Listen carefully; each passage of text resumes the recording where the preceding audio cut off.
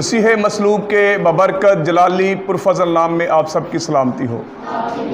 खुदावंद का शुक्र है कि खुदावंद ने ये मुमकिन किया कि आज हम फिर खुदावंद के उस निजात देने वाले दिन में, जिस दिन मेरा और आपका निजात दहिंदा खुदावंद यीशु मसीह मुर्दों में से जी उठा, उसको जो है वो सेलिब्रेट कर रहे हैं। और ये हमारे लिए जो है वो खुशी का दिन है, रिजॉय का दिन है, सेलिब्रेट करने का दिन है। आमीन।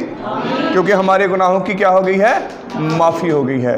सो आज हम खुदा के कलाम को सीखने को हैं। जिनके पास खुदा का ज़िंदा कलाम है, जिनके पास ये रूह की तलवार है, जिनके पास खुदा का ज़िंदा कलाम है, जिनके पास ये रूह की तलवार है, अपनी रूह की तलवार को म्यान में से निकाल लीजिए। और हम हवाला जो है वो पढ़ेंगे, पौलुस रसूल का ख़त इफिसियों की कलीसिया के नाम, उसका 6 बाब और उसकी आयत नंबर जो है वो 14, 15, 16 और 17 4 आयात जो हैं, हम इनका मुतालिया करेंगे और फिर हम थोड़े वक्त के लिए खुदा के कलाम को सीखने की जो है वो सादत जो है वो हासिल करेंगे। सो बाइबल मुक़द्दस के अंदर जो है वो मदरज है, बाइबल मुक़द्दस के अंदर लिखा हुआ है, पौलुस रसूल का ख़त इफिसियों की कलीसिया के नाम, उसका 6 बाब और उसकी 14वीं आयत से शुरू करूँगा। जिन लोगों ने निकाल लिया है ज़रूर आप इसे जो है वो देखें कि बाइबल मुक़द्दस के अंदर क्या लिखा है। लिखा है, बस सच्चाई से अपनी कमर कस कर और रास्तबाजी का बख्तर लगा कर। पहली बात, बस सच्चाई से अपनी कमर कस कर और रास्तबाजी का बख्तर लगा कर और पाँव में सुलह की खुशखबरी की तैयारी के जूते पहनकर और उन सब के साथ ईमान की सिपर लगाकर कायम रहो, जिससे तुम उस शरीर के सब जलते हुए तीरों को बुझा सको। 17वीं आयत, और नजात का खौत और रूह की तलवार जो खुदा का कलाम है ले लो। खुदा के कलाम का पढ़ा जाना, इसका सुना जाना और इसका कबूल किया जाना हम सबों के लिए बाइस बरकत हो। सब बोले आमीन, आमीन, आमीन, आमीन, आमीन, आमीन। सब लोग तशरीफ रखें। मेरे अजीजो, ये हवाला जो आपके सामने विर्द के तौर पर पढ़ा गया, स्क्रिप्चर रीडिंग जो की गई, ये हवाला पौलुस रसूल इफिसियों को खत लिखते हुए इस बात को बार आवर करता है ताकि कलीसिया इफिसस जो है वो इस बात को जान सके कि दुनियावी हथियारों के साथ साथ रूहानी हथियारों का भी जिक्र हमें बाइबल मुक़द्दस में मिलता है। अगर हम पुराने अहदनामा में देखते हैं तो दाऊद के लिए हथियारों का इंतज़ाम किया गया। दाऊद को वो लोहे का खौद जो है वो पहनाया गया, दाऊद को बख्तरबंद लगाया गया, दाऊद को जो है वो बेल्ट भी पहनाई गई, सुलह के जूते भी पहनाए गए जो जूते से पहनाए गए। लेकिन ये सब दुनियावी हथियारों को उठाकर दाऊद इस काबिल ना रहा कि उसे जो है वो चल सके। लेकिन पौलुस रसूल यहाँ पर हमें रूहानी हथियारों का जिक्र करता है। पहला जो बात है वो है सच्चाई से कमर कसना। क्या है? सच्चाई से कमर को कसना। सो मेरे अजीजो, पहली बात जो है वो हमने सच्चाई से जो है वो अपने आप को क्या है, अपने आप को जो है क्या करना है? कवर करना है। अपनी कमर को क्या कर लेना है? कस लेना है सच्चाई के साथ। और यहां मैं ये बात आपको बताना चाहता हूं कि सच्चाई हकीकत में क्या है। अगर हम बाइबल मुक़द्दस में देखते हैं तो बात ये लिखी हुई हमें मिलती है कि खुदावंद यीशु मसीह जो है वो क्या है? सच्चाई है। अगर हम यूहन्ना की इंजील उसका 14वां बाब और उसकी 6ठी आयत को देखते हैं तो वहां लिखा है, खुदावंद यीशु मसीह ने कहा, मैं राह, हक और जिंदगी हूं। मैं क्या हूं? राह, हक और जिंदगी हूं। और हक जो है वो सच्चाई का नाम है। हक जो है वो सच्चाई को कहा जाता है। सो खुदावंद यीशु मसीह जो है वो सच्चाई है। अगर हम खुदावंद यीशु मसीह को अपने इर्द गिर्द जो है वो कस लेते हैं, तो इब्लीस जो है वो हमारा मुकाबला जो है वो नहीं कर सकता। सबसे पहले हमें जिस बात को अपने दरमियान रखना है या अपने गिर्द जो है वो बांधना है, वो है सच्चाई से कमर कस लो। अगर हम दुनियावी हथियारों की तरफ देखते हैं, निगाह करते हैं, तो ये बात जो है वो हमें मिलती है कि एक फौजी जब तैयार होता है जंग के लिए, तो सबसे पहला जो हथियार वो पहनता है, वो जाता है और वो कमर कस को पकड़ता है। क्या पकड़ता है? कमर कस को पकड़ता है। और कमर कसता है जब, जैसे ही वो अपनी कमर को कसता है बेल्ट के साथ, फिर वो दूसरे हथियारों को पकड़ता है, तलवार को पकड़ता है, नेज़े को पकड़ता है, इसको पकड़ता है, उसको पकड़ता है, और वो फिर सारी चीजें बेल्ट के अंदर क्या कर लेता है? कस लेता है, लगा लेता है। जो जो हथियार उसे दरकार है वो उनको जो है वो ले लेता है। और अब यहां पर जो है वो जरूरत इस बात की है, जो रूहानी हथियार हैं उसमें सबसे पहला जो है वो हमें सच्चाई में कायम रहने की अशद जरूरत है। किस में कायम रहने की जरूरत है? सच्चाई में कायम रहने की अशद जरूरत है। और सच्चाई जो है वो मेरा और आपका निजात दहिंदा खुदावंद यीशु मसीह है। आमीन। दूसरी बात, सच्चाई जो है वो रूह कुद्दस को कहा गया है।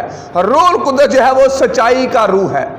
रूह कुद्दस जो है वो क्या है? सच्चाई का रूह है। अगर हम रोमियो 3 बाब और उसकी 4थी आयत को देखते हैं, तो वहां ये बात हमें मिलती है कि रूह कुद्दस जो है वो सच्चाई का रूह है। रूह जो है या रूह कुद्दस जो है वो हमें भी कभी भी झूठ बोलने की तरफ आमादा नहीं करता। वो हमें कभी भी झूठ बोलने के लिए नहीं कहेगा, बल्कि जब हम कभी झूठ बोलने लगे या कोई चोरी करने लगे या कोई ऐसा काम करने लगे, तो एक विस्पिंग होती है, इंडिकेशन हमें मिलती है। मैं ये बात आपको बताता चलूँ, आज से तकरीबन 8-10 साल पहले की बात है। मैं एक जो है वो पास्टर यूनिटी में कलाम सुना के वापस आ रहा था। तो जैसे ही धर्मपुरे से मैं वापस आ रहा हूँ, गाड़ी चला रहा हूँ, और रास्ते में ये बात जो है वो मुझ पर अया हुई कि बाइबल मुकद्दस के अंदर लिखा हुआ है कि सब गुनाह जो है वो माफ़ हो सकते हैं। क्या हो सकते हैं? सब गुनाह जो है वो माफ़ हो सकते हैं। वैसे भी हमारे गुनाहों की कफ़ारा तो खुदा ने दे दिया है, लेकिन बाइबल मुकद्दस के अंदर ये बात लिखी है कि सब गुनाह जो है वो माफ़ हो सकते हैं, लेकिन वो गुनाह जो कुफर के, जो रूह कुद्दस के ख़िलाफ़ हम बोलते हैं, वो माफ़ नहीं होता। मैं ड्राइव कर रहा था तो मेरे इंस्पिरेशन आ रही थी कि वो कौन सा गुनाह है जो हम रूह कुद्दस के ख़िलाफ़ करते हैं। वो कौन सा गुनाह है? क्योंकि इसके बारे में लिखा है सब गुनाह माफ़ हो सकते हैं, लेकिन ये गुनाह जो रूह कुद्दस के ख़िलाफ़ हम करते हैं उसकी माफ़ी नहीं है। सो मैं सोच रहा था कि वो कौन सा गुनाह है। तो जब मैं डीप गया इसकी गहराई में, ड्राइविंग करते हुए मेरी सोच जो है वो इस तरह से, मैं उससे सोच रहा हूँ कि वो क्या हो सकता है। तो मेरे यकदम जहन में आया कि कोई भी ऐसा गुनाह जो है वो माफ़ नहीं हो सकता। कोई भी ऐसा गुनाह जो है वो माफ़ नहीं हो सकता, क्योंकि जब हम कोई गलत काम करने लगते हैं तो पाक रूह जो है वो हमें इंडिकेशन देता है। वो कहता है कि ये नहीं करना। अगर मिसाल के तौर पर यहाँ पर पादी साहब का मोबाइल पड़ा हुआ है, पादी साहब दुआ में आंखें बंद करके बैठे हुए हैं, मैं इनका मोबाइल पकड़ूंगा और जेब में जब डालने लगूंगा तो पाक रूह मुझे जो है वो गाइड करेगा, नहीं भी ये पादी साहब तो दुआ में, आप उसका मोबाइल क्यों उठा रहे हैं। और अगर मैं वो काम करूंगा तो हकीकत में मैं पाक रूह को रंजीदा कर रहा हूँ, उसके हुक्म को जो है वो मैं तोड़ रहा हूँ, उसकी बात मैं मान नहीं रहा और मैं उसके खिलाफ जो है वो काम कर रहा हूँ। लेकिन ये बात भी अपने जहन में रख लें। और यहाँ पर आप कहेंगे कि बिशप साहब हमारे तो सारे, एक साइड पे आप कह रहे हैं हमारे सारे गुनाह माफ़ हो गए हैं, यीशु मसीह ने माफ़ कर दिए, और दूसरी साइड से आप ये कह रहे हैं। मैं ये बात आपको बताना चाहता हूँ कि खुदावंद यीशु मसीह ने हमारे माजी के गुनाह, हमारे मुस्तकबिल के गुनाह और हमारे जो हाल के गुनाह, ये गुनाह जो हैं वो सब के सब माफ़ कर दिए हैं। ये उसके खून के वसीला से माफ़ हो चुके हैं। लेकिन अब जब हम फिर भी गुनाह करते हैं तो ये बात हमें जहन में रखनी है कि पाक रूह जो है वो हमें गाइड करता है। पाक रूह जो है वो सच्चाई का रूह है। फिर उसके बाद खुदा का कलाम जो है ये सच्चाई है। क्या है? सच्चाई है। ये सारी चीज़ें जो हैं हमें इन्हें अपने इर्द गिर्द जो है वो ले लेना है। खुदा का कलाम जो है वो सच्चा कलाम है। ये बदलने की कुदरत रखता है, ये हमें तब्दील करने की कुदरत रखता है। आसमान और जमीन टल जाएंगे लेकिन खुदा के मुंह की बातें जो हैं वो हरगिज नहीं टलेंगी, क्योंकि उसने जो वादे किए हैं वो हाँ के साथ हैं, क्योंकि वो सच्चा है, वो बरहक है और उसके वादे सब जो हैं वो हाँ के साथ हैं। सो मेरे अज़ीज़ों, यहाँ पर हम इस बात को देख सकते हैं कि खुदा का कलाम जो है वो क्या है, सच्चाई है। फिर उसके बाद खुशखबरी जो है वो सच्चाई है, और खुशखबरी क्या है, यीशु मसीह है। खुशखबरी क्या है, यीशु मसीह है, कि यीशु मसीह जो है वो हमारा मखलसी देने वाला है, यीशु मसीह जो है वो हमारा निजात देने वाला है। सबसे पहले जो बात हमें बांधनी है, सबसे पहले हमें जो बात बांधनी है, तो 4 बातें मैंने आपको बताई। यीशु मसीह को हमें अपने साथ लेना है, पाक रूह को हमें अपने साथ लेना है, खुदा का कलाम जो सच्चाई है उसे अपने साथ लेना है, और फिर जो चौथी बात है वो ये है कि खुदावंद यीशु मसीह की खुशखबरी को अपने साथ लेना है और फिर उसके साथ लेकर उसे जो है वो निकलना है। फिर उसके बाद दूसरा जो बात है वो है रास्तबाजी का बख्तरबंद लगाना। रास्तबाजी का क्या लगाना, हेलो, रास्तबाजी का बख्तरबंद लगाना। अब ये बख्तरबंद क्या है, ये बख्तरबंद क्या है, आपने अक्सर औकात फौजियों को देखा होगा, ये जो आजकल तो नहीं है लेकिन आजकल भी मेरे ख्याल में है, सिपाही भी लगाते हैं, जब वो कहीं जलसा जुलूस हो ना तो अपने सामने यहाँ पर वो बेल्ट वो लगा लेते हैं, वो जो एक आगे से कोई पत्थर वगैरह मारे तो रुक जाए। ये बख्तरबंद पहले वक्तों में जब फौजी जंग के लिए जाते थे तो ये लोहे का बना होता था, ये आपको आगे और पीछे दोनों साइडों से उसने जो है वो कवर किया होता था, और यहाँ पर उसके कुछ चीज़ें लगी जिसके साथ उसे कसा जाता था, ताकि अबलीस या कोई वार जो है वो आगे से आए तो आपके दिल पर जो है वो अटैक ना कर सके। अगर कोई पीछे से वार करे तो आपकी कमर पर जो है वो तीर ना लग सके। सो फौजी जो है वो बख्तरबंद लगाते थे, और अब यहाँ पर जो है जो बख्तरबंद जिसका जिक्र मिलता है हमें रूहानी हथियारों में, वो है रास्तबाजी का बख्तरबंद। रास्तबाजी किसका बख्तरबंद, रास्तबाजी का बख्तरबंद। अगर हम रास्तबाजी को अपना बख्तरबंद बना लेते हैं तो फिर अबलीस जो है वो ना हमारे आगे से वार कर सकता है, ना वो हमारे पीछे से वार कर सकता है।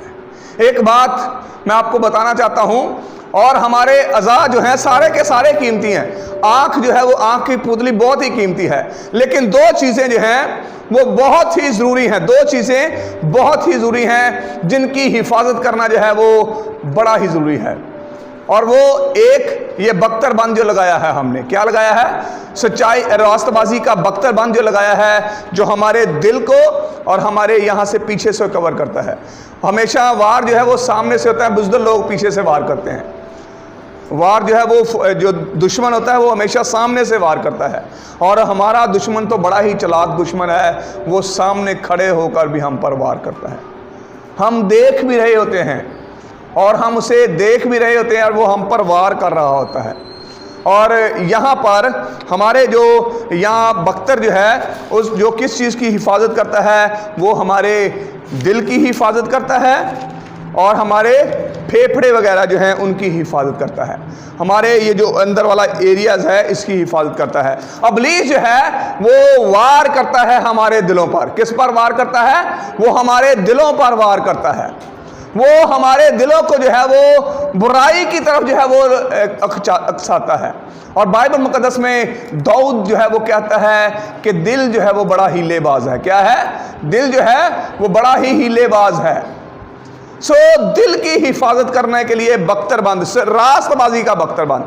जब हम रास्तबाजी को पहन लेते हैं, जब हम रास्तबाजी में दाखिल हो जाते हैं, तो फिर हमें अपने दिल की जो है वो हिफाजत करना जो है वो बहुत ही ज़रूरी है। उसके बाद जो तीसरा पॉइंट हमारा आता है वो है जूते। क्या है, जूते। लिखा हुआ है, और पाँव में सुलह की खुशखबरी की तैयारी के जूते पहनकर। पाँव में सुलह की खुशखबरी के जूते पहनकर।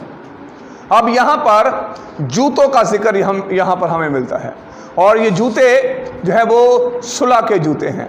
अबलीस जो है उसका एक बड़ा काम यह है कि वो हमें इकट्ठा रहने नहीं देता, वो इंसानों में सुलह पसंदी नहीं देखना चाहता, वो नहीं देखना चाहता। वो भाइयों में, भाई को भाई में जो है उसके अंदर सुलह नहीं देखना चाहता। वो बहन की बहन के अंदर जो है वो सुलह नहीं देखना चाहता। उसकी ये कोशिश होती है कि वो खानदानों को जो है वो क्या करे, तोड़े। लेकिन यहां पर रूहानी हथियारों में हमने जो तीसरा हथियार देखा है वो है सुलह की खुशखबरी के जूते पहन लो। फौजी अगर जूता नहीं पहनेगा तो वो जंग के लिए निकल नहीं सकता। ये जूता जो है वो बहुत ही ज़रूरी है, क्योंकि उसे पथरीले इलाके में भी जाना पड़ता है, उसको रेतले इलाके में भी जाना पड़ता है। कोई नहीं पता कि कौन से बुलेटिन में उसे भेज दिया जाए।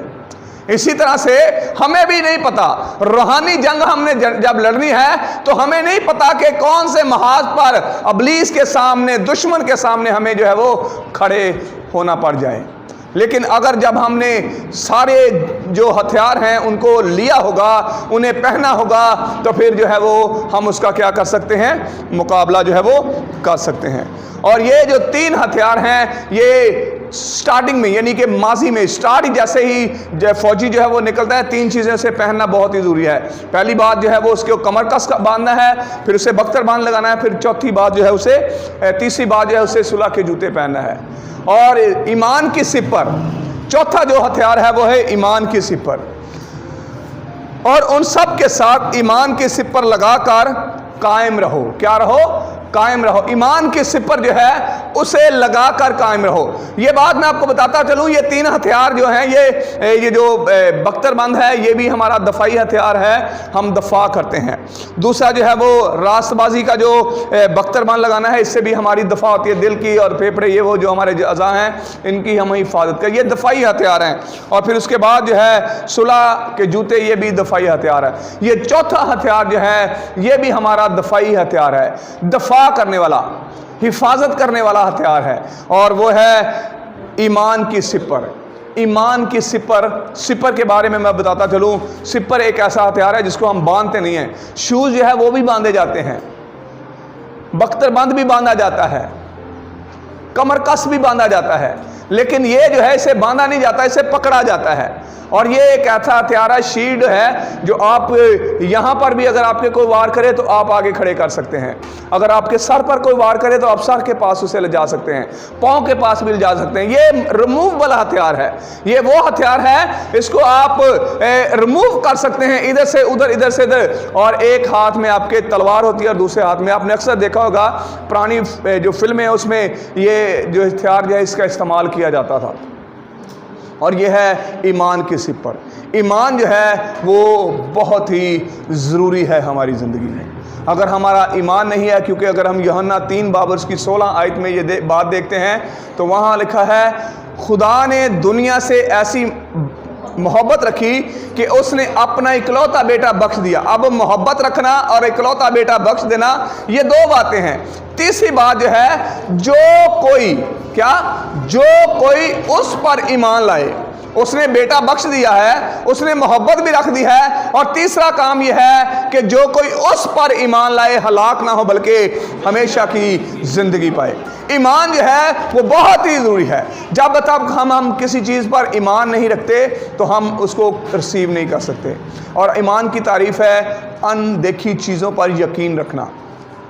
हम में से किसी ने भी खुदावंद यीशु मसीह को नहीं देखा। कि देखा है? नहीं देखा, फिजिकली हमने उसे नहीं देखा, लेकिन हमारा ईमान है कि उसने हमारे लिए अपने हाथों में कील लगवाए। हमारा ईमान है कि उसने हमारे लिए सर पर कांटों का ताज रखा।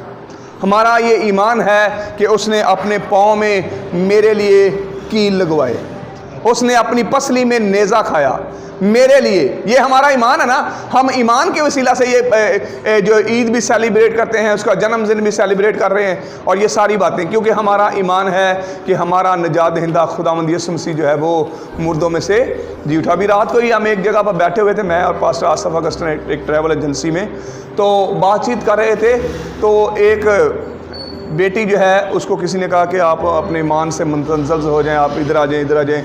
तो उसने बड़ी खूबसूरत एक बात कही। उसने कहा कि जिस पर मेरा ईमान है, जिस पर मेरा ईमान है उसकी कब्र क्या है? खाली है। उसकी कब्र क्या है? खाली है। अगर मैं जिंदा को छोड़कर किसी और पर ईमान रखूं तो मुझे कोई बेवकूफ़ी कहेगा। हमारा ये ईमान है कि खुदावंद यीशु मसीह जो है वो पकड़वाया गया, उसे मसलूब किया गया, उसे कोड़े मारे गए, उसे कब्र में रखा गया और वो तीसरे दिन अपने कौल के मुआफिक जो है वो कब्र में से जिंदा हो गया। ये हमारा ईमान है। सो ये जो बात है ईमान जो है, उसे हमें अपने ईमान को मजबूती से थामे रखना है। इसीलिए तो पौलुस रसूल कहता है, मैं अपनी अच्छी कुश्ती लड़ चुका, मैंने अपने ईमान को क्या किया है? महफूज कर लिया है। हमें अपने ईमान को महफूज करना है। अभी आने वाले दिनों में बड़े बड़े काम होने वाले हैं। और बड़े रास्तबाज बरगजीदा, बाइबल मुकद्दस के अंदर लिखा है, बरगजीदा भी जो है वो गुमराह हो जाएंगे। ऐसे ऐसे काम होने को है, लेकिन जो आखिर तक बर्दाश्त करेगा वही जिंदगी का ताज हासिल करेगा। बाइबल के अंदर लिखा हुआ है, ईमान को अगर हम मजबूती से थामे रखेंगे और अपने ईमान में मुतज़लज़ल नहीं होंगे, अपने ईमान में डावाडोल नहीं होंगे, तो फिर हम उस ताज को हासिल करेंगे जो खुदावंद ने हमारे लिए रखा है। ये जो है वो ईमान की सिपर है, जिससे हम जो है वो शरीर के जलते हुए तीरों का जो है वो मुकाबला कर सकते हैं। अब शरीर जो अबलीस है या दुश्मन हमारा जो है वो दूर से तीर चला रहा है, दूर से क्या कर रहा है? तीर चला रहा है, और हमें नहीं पता कि वो कहाँ से हमें लग जाए। लेकिन जब हमारे पास ईमान की सिपर है तो हम दूर से आते हुए तीर को जो है वो उस ईमान की सिपर के साथ जो है वो ब्लॉक कर सकते हैं, उसको क्या कर सकते हैं? रोक सकते हैं, ताकि वो तीर जो है वो हमारे जिस्म को क्या करे? घायल ना करे। और फिर उसके बाद एक और जो है वो है जो हथियार है वो है निजात का खौद। क्या है? निजात का खौद। खौद जो है वो यहाँ पर सर पे लगाया जाता है। कहाँ पर लगाया जाता है? सर पे लगाया जाता है। यहाँ पर सर पे लगाया जाता है। और अबलीस एक और आपके ऐसी जगह है जहाँ पर बड़ी खुशी के साथ वार करता है। वो दुश्मन बड़ा खुश होता है यहाँ पर वार करने से। एक दिल पर, क्योंकि दिल से जो है वो पैगाम जाता है, जो है ज़हन हमारा सोचता है, यहाँ से पैगाम जो है वो दिल में जाता है, और दिल से जो रिलीज बात होती है वो पूरे जिस्म में जो है वो हरकत करती है। अबलीस जो है वो हमारे दिमाग पर, ये जहन जो है इस पर वार करता है।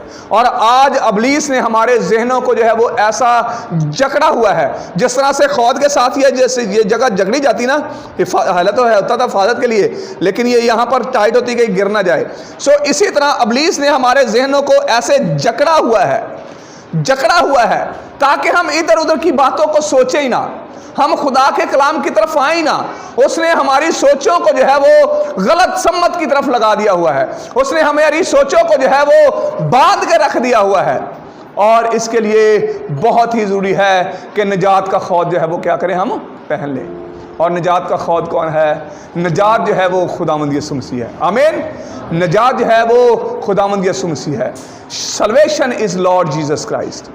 यीशु मसीह जो है वो हमारा निजात दहिंदा है। अगर हम यीशु के नाम का तर्जमा करें तो वहाँ पर लिखा हुआ है निजात दहिंदा। सो खुदावंद यीशु मसीह को एक हमने जब बख्तर लगाया है, बख्तर बंद जो है वो भी खुदावंद यीशु मसीह है, जिससे हमने अपने आप को कवर कर लिया है। और ज़बूर के अंदर लिखा हुआ है कि जब हम उसके मजबूत पुश्ता के पीछे छुप जाते हैं तो अबलीस हमारा कुछ नहीं बिगाड़ सकता।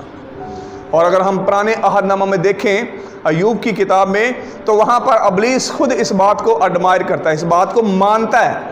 कहता है कि तूने उसके गिर्द जो है वो क्या कर रखी है? बाड़ लगा रखी है, और वो बाड़ के पीछे बैठा हुआ है, तो इसीलिए तो वो तेरा इनकार नहीं करता, उससे ज़रा बाड़ तो हटा।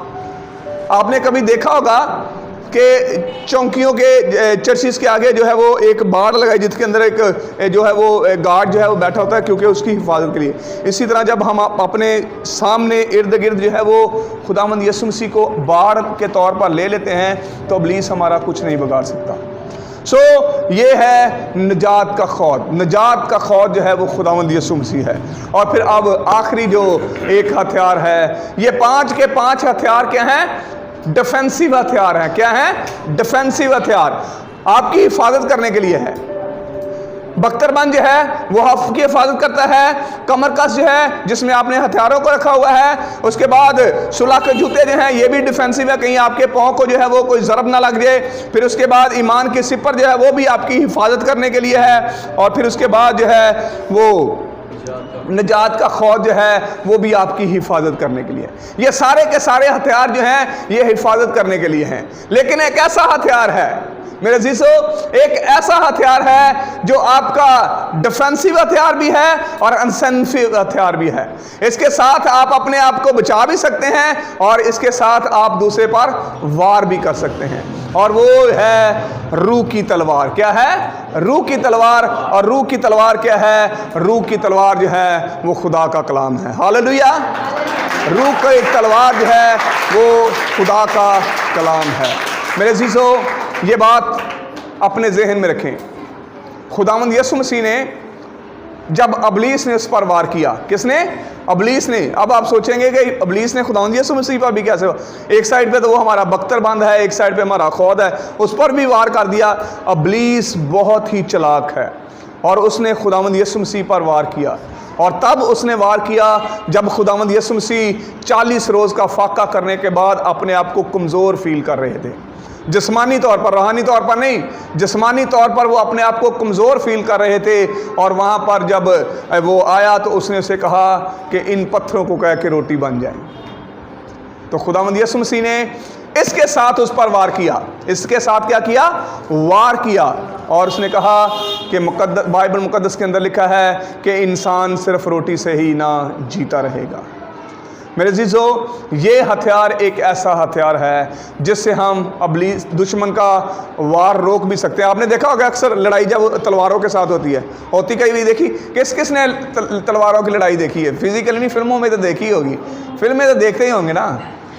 वहाँ पर जो है वो कैसे एक शख्स जो है वो वार कर रहा है और दूसरा शख्स जो है वो तलवार के साथ उसे रोक रहा है। फिर जब उसका वार चलता है तो वो उस पर वार करता है। ये रूह की तलवार जो है, यह तलवार जो है ये दोनों तरह के लिए इस्तेमाल होती है। और ये भी बात मैं आपको बताता चलूँ कि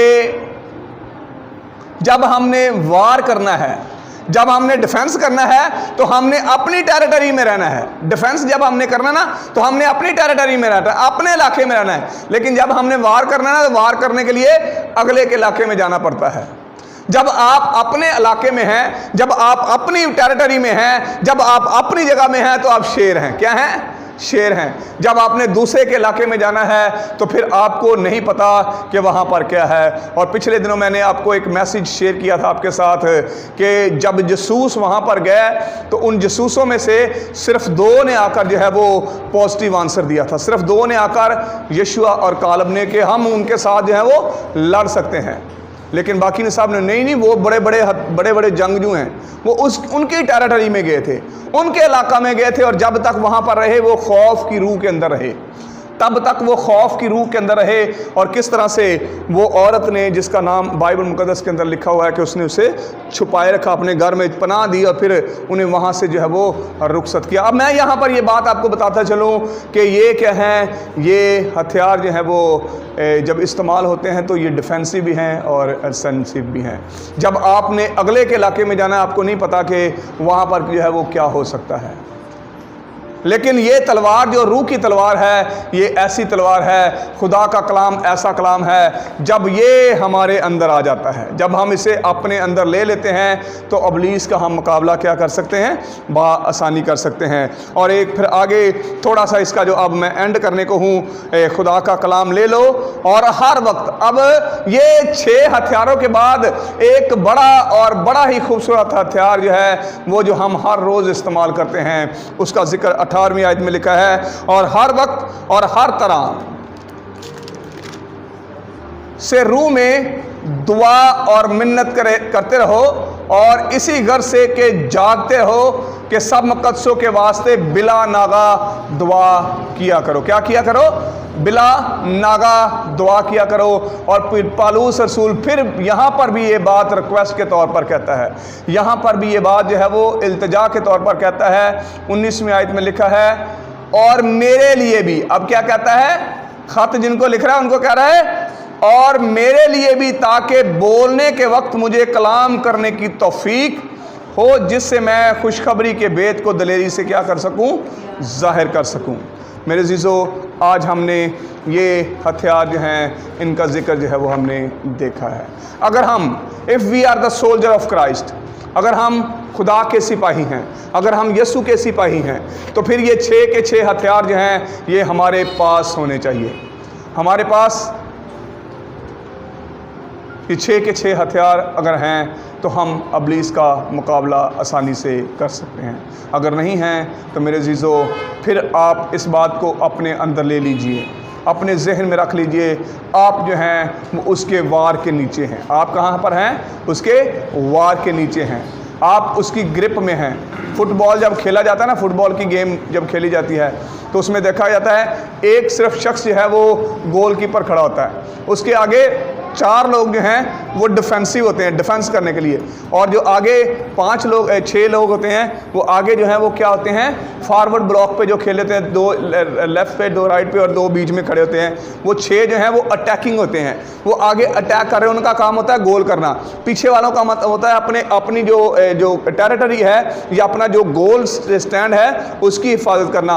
एक सिर्फ चौकीदार खड़ा होता है जिसे गोलकीपर कहते हैं, लेकिन 4 उसके आगे जो है वो डिफेंस करने के लिए होते हैं। फिर उसके बाद 6 जो हैं आगे वार करने के लिए होते हैं। और ये टीम पूरी जो है वो तब जिसका जब वार चलता है वो का बैठता है और गोल हो जाता है। इसलिए हमें ज़रूरत है कि हम अपने आप को तैयार करें एक टीम के मेंबर तौर पर, और इसीलिए उसने 18वीं आयत में लिखा है, बिला नागा मुकद्दसों के लिए क्या करो, दुआ करो, मुकद्दसों के लिए दुआ करो। और फिर आखिर में वो ये बात भी कहता है कि मेरे लिए भी दुआ करो ताकि मैं खुदा के कलाम को जो है वो सुनाने की जो है वो तौफीक हासिल कर सकूँ। खुदावंद आप सबको बड़ी बरकत दे, और इस बात को जहन में रखें कि आप ये एक सपोर्ट कर सकते हैं। ये आप हथियार जो है जो उसके पास नहीं है, लेकिन कलीसिया जो इस हथियार का जो है वो इस्तेमाल कर सकती है। ज़रूरत इस बात की है कि आप इस हथियार का इस्तेमाल करें ताकि मुकद्दसों को जो है वो सपोर्ट मिल सके। खुदावंद आप सबको बड़ी बरकत दे। आमीन।